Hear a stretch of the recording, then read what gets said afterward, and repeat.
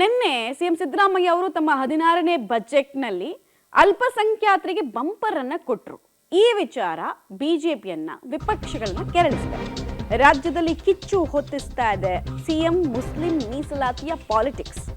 ಮುಸ್ಲಿಮರಿಗೆ ಗುತ್ತಿಗೆ ಮೀಸಲಾತಿ ಮತ್ತು ದೋಸ್ತಿಗಳಿಂದ ಸದನದಲ್ಲಿ ಈ ವಿಚಾರವಾಗಿ ಹೋರಾಟ ಮಾಡೋದಕ್ಕೂ ಕೂಡ ಮುಂದಾಗ್ಲಾಗ್ತಾ ಇದೆ. ಮೀಸಲಾತಿ ಹಿಂಪಡೆಯೋ ತನಕ ಹೋರಾಟಕ್ಕೆ ಪ್ಲಾನ್ ಅನ್ನ ರೂಪಿಸಿಕೊಂಡಿದ್ದಾರಂತೆ. ಸರ್ಕಾರ ಒಪ್ಪದೇ ಇದ್ರೆ ಕೋರ್ಟ್ ಮೊರೆ ಹೋಗೋದಕ್ಕೆ ದೋಸ್ತಿಗಳು ಚಿಂತನೆಯನ್ನ ನಡೆಸಿದ್ದಾರೆ ಅನ್ನೋದು ತಿಳಿದು ಬರ್ತಾ ಇರುವಂತಹ ಮಾಹಿತಿ.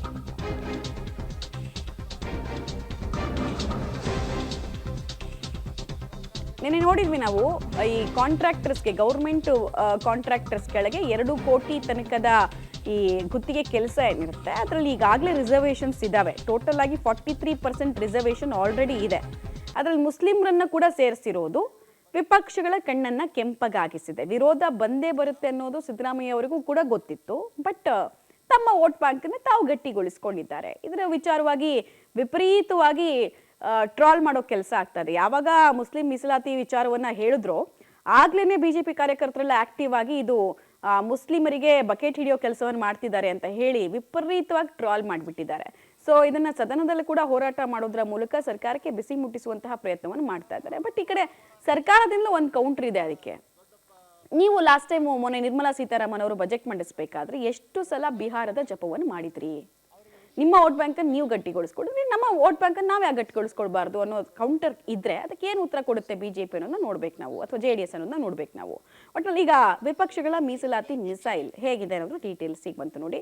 ಮುಸ್ಲಿಮರ ಗುತ್ತಿಗೆ ಮೀಸಲಾತಿಯನ್ನ ರದ್ದು ಮಾಡಬೇಕು ಅನ್ನೋದು ಹೋರಾಟದ ಭಾಗ ಆಗ್ತಾ ಇದೆ. ನಾನು ಆಗ್ಲೇ ಹೇಳ್ತಾ ಇದ್ನಲ್ಲ 43% ಅಷ್ಟು ರಿಸರ್ವೇಷನ್ ಇದೆ. ST/STಗಳು ಬರ್ತಾರೆ, OBC ಅವರು ಬರ್ತಾರೆ, ಅದರಲ್ಲಿ 2A ಪ್ರವರ್ಗ 1 ಬರ್ತಾರೆ. ಇದರ ಮಧ್ಯದಲ್ಲಿ ಮುಸ್ಲಿಮರಿಗೂ ಮೀಸಲಾತಿ ಕೊಟ್ಬಿಟ್ರೆ ಜನರಲ್ ಕ್ಯಾಟಗರಿ ಅವ್ರಿಗೆ ಏನು ಸಿಗುತ್ತೆ ವರ್ಕು ಮತ್ತೆ ಅಲ್ಲಿ ಅನ್ನೋದು ಅವ್ರ ಪ್ರಶ್ನೆ. ಆಮೇಲೆ ಪ್ರಬಲ ಸಮುದಾಯಗಳದ್ದು ವಿರೋಧ ವ್ಯಕ್ತ ಆಗೋ ಸಾಧ್ಯತೆ ಇದೆ ಇದಕ್ಕೆ. ಅಂದರೆ ಇವರು ವೀರಶೈವ ಲಿಂಗಾಯತರು ಮತ್ತು ಒಕ್ಕಲಿಗರು. ಸೊ ಬಿಜೆಪಿ JDSನಿಂದ ಜಂಟಿ ಹೋರಾಟ ಅಂತೆ ಈ ವಿಚಾರವಾಗಿ. ಸರ್ಕಾರ ಮೀಸಲಾತಿ ವಾಪಸ್ ಪಡೆಯದೆ ಹೋದ್ರೆ ಕಾನೂನಾತ್ಮಕವಾಗಿ ಕೂಡ ನಾವು ಇದನ್ನ ಪ್ರಶ್ನೆ ಮಾಡ್ತೀವಿ ಅಂತ ಈಗಾಗಲೇ ಸುಳಿವನ್ನು ಕೊಟ್ಟಿದ್ದಾರೆ. ಸರ್ಕಾರದ ನಿರ್ಧಾರವನ್ನ ಪ್ರಶ್ನಿಸಿ ಕೋರ್ಟ್ ಮೊರೆ ಹೋಗೋದಕ್ಕೆ ಚಿಂತನೆಯನ್ನ ರೂಪಿಸ್ತಾ ಇದ್ದಾರಂತೆ. ಕಾನೂನಾತ್ಮಕ ಹೋರಾಟದ ಜೊತೆಗೆ ಸರ್ಕಾರದ ವಿರುದ್ಧ ರಾಜ್ಯಾದ್ಯಂತ ಹೋರಾಟಕ್ಕೆ ಸಿದ್ಧತೆಯನ್ನ ಮಾಡ್ಕೊಳ್ತಾ ಇದ್ದಾರೆ. ಇದು ತುಷ್ಟೀಕರಣದ ಪಾಲಿಟಿಕ್ಸ್ ಅಲ್ಲದೆ ಇನ್ನೇನು ಅನ್ನೋದು ಇವ್ರದ್ದು ಪಾಯಿಂಟ್. ಈ ಸಾಬರ್ ಬಡ್ಜೆಟ್ ಇದರಲ್ಲಿ ಯಾವುದೇ ರೀತಿಯಾದಂತ ಹೊಸತನ ಇಲ್ಲದೆ ಇರತಕ್ಕಂತ ಜನ ವಿರೋಧಿ ಕಾಟಾಚಾರದ ಬಡ್ಜೆಟ್, ಒಂದು ರೀತಿ ಮುಸ್ಲಿಮರನ್ನ ಓಲೈಕೆ ಮಾಡುವ ಮುಸ್ಲಿಮರ ಬಜೆಟ್.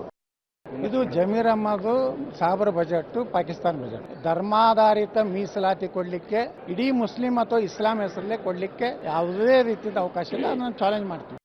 ಮತ್ತೆ ತನ್ನ ಬಜೆಟ್ನಲ್ಲಿ ಕೋಮುವಾದಿ ನೀತಿಯ ಮುಂದುವರಿಕೆ. ಇವರ ಜಾತ್ಯತೀತತೆ ಅಂದ್ರೆ ಒಂದ್ ಕಣ್ಣಿಗೆ ಬೆಣ್ಣೆ, ಒಂದ್ ಕಣ್ಣಿಗೆ ಸುಣ್ಣ. ಎಷ್ಟೋ ಸಮುದಾಯಗಳಿಗೆ ಊರಾಗ ಸ್ಮಶಾನನೇ ಇಲ್ಲ. ಅವ್ರಿಗೆ ಮೊದಲು ಉಣಕ್ ಜಾಗ ಕೊಡ್ರಿ, ಆಮೇಲೆ ನೀವು ಕಾಂಪೌಂಡಾರ ಕಟ್ರಿ, ಕ್ವಾರ್ಟರ್ನಾರ ಕಟ್ರಿ. ಸಾವಿರಾರು ಗ್ರಾಮಗಳಲ್ಲಿ ವಿವಿಧ ಸಮುದಾಯಗಳಿಗೆ ಸ್ಮಶಾನ ಇಲ್ಲ. ಅವರು ಪ್ರತಿ ಜನಸಂಪರ್ಕ ಸಭೆನಲ್ಲಿ ಹೇಳ್ತಾರೆ, ನಮ್ಮೂರಿಗೆ ಒಂದು ಸ್ಮಶಾನ ಮಾಡ್ಕೊಡ್ರಿ ಅಂತ. ಅದು ಆದ್ಯತೆ ಆಗಬೇಕಾಗಿತ್ತು, ಅದು ಕಾಣ್ತಾ ಇಲ್ಲ. ಅಲ್ಪಸಂಖ್ಯಾತರಿಗೆ ಕಾಂಪೌಂಡ್ ಕಟ್ಟೋದು ಇವರಿಗೆ ಆದ್ಯತೆ, ಸ್ಮಶಾನಕ್ಕೆ. ಅರೆ ಫಸ್ಟ್ ಉಣಕ್ ಜಾಗ ಕೊಡ್ರಿ, ಆಮೇಲೆ ನೀವು ಕಾಂಪೌಂಡಾರ ಕಟ್ರಿ, ಏನಾದ್ರು ಕಟ್ಟಲ್ರಿ. ಕೇವಲ ಅಲ್ಪಸಂಖ್ಯಾತರ ತುಷ್ಟೀಕರಣಕ್ಕಾಗಿ 6 ಪೇಜ್ಗಳನ್ನ ಮೀಸಲಿಟ್ಟಾರೆ ಮುಖ್ಯಮಂತ್ರಿಗಳು. ಇದೊಂದು ಪವಿತ್ರ ರಂಜಾನ್ ತಿಂಗಳಲ್ಲಿ ಇದೊಂದು ರಂಜಾನ್ ಬಜೆಟ್. ಆರ್ಥಿಕತೆಯಲ್ಲಿ ವಿಭಜನೆಯನ್ನ ಮಾಡುವಂತ ಪ್ರಯತ್ನವನ್ನು ಈ ಸರ್ಕಾರ ಮಾಡಿರುವಂತದ್ದು. ಸಿದ್ದರಾಮಯ್ಯ ತನ್ನ ಆಡಳಿತದ ವ್ಯವಸ್ಥೆಯಲ್ಲಿ ಸಮಾಜವನ್ನು ವಿಭಜನೆ ಮಾಡಿದ್ರು ಬೇರೆ ಬೇರೆ ದೃಷ್ಟಿಕೋನದಿಂದ. ಇವತ್ತು 2 ಕೋಟಿ ರೂಪಾಯಿಯ ಗುತ್ತಿಗೆನಲ್ಲಿ ಮತ್ತು 1 ಕೋಟಿ ರೂಪಾಯಿಯ ಸರ್ಕಾರಿ ಖರೀದಿಯಲ್ಲಿ ಮುಸಲ್ಮಾನರಿಗೆ ಮೀಸಲಾತಿಯನ್ನ ನೀಡ್ತೀವಿ ಅನ್ನೋದನ್ನ ಅವ್ರು ಹೇಳೋದ್ರ ಮುಖಾಂತರ ಆರ್ಥಿಕ